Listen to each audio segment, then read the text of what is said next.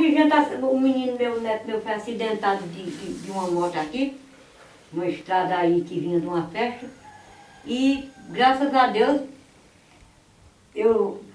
ele viu o remédio de farmácia enquanto o SAMU pegou ele teve em tratamento, em medicação.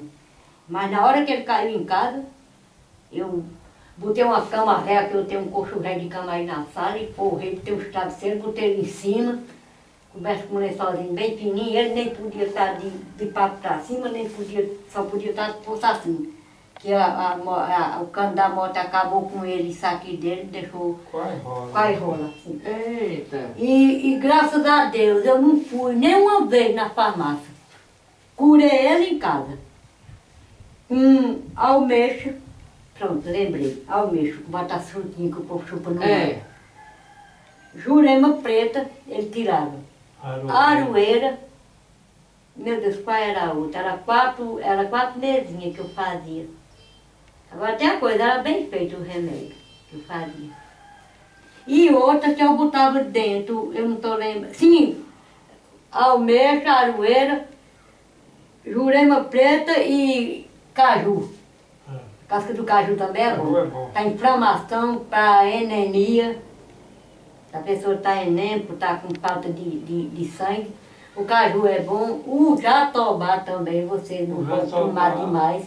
Porque tanto sangue que acaba de sair por a boca. Agora tem uma coisa, o jatobá é bom, pela fina o sangue. O cabo toma 9 dias.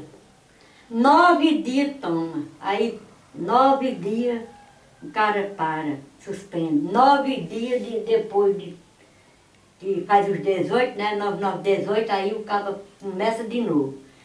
Aí toma aí 1 mês ou 2, aí para. Porque cria tanto sangue, só você vendo, fica roçado. Eu conto porque a minha família é por assim, viu? Vive em médico, não. Esse cara que mora aqui de Fez, trabalhava numa roça, mas eu lá no Zilar, lá em cima, aqui na estrada de Santana. Eu sei que eu tenho um bocado de família aí. Aí nós fizemos uma barraca grande de longe e nós vivíamos debaixo dessa barraca. Aí o homem pegou uma tosse que não deixava eu dormir não de noite.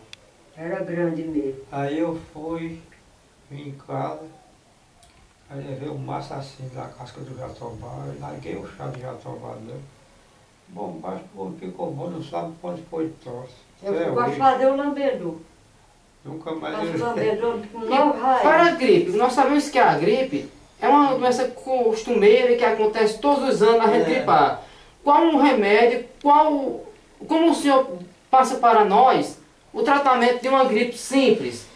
Como é que que tipo de pau, assim, que tipo de raiz, que tipo de remédio se usa para poder curar uma gripe?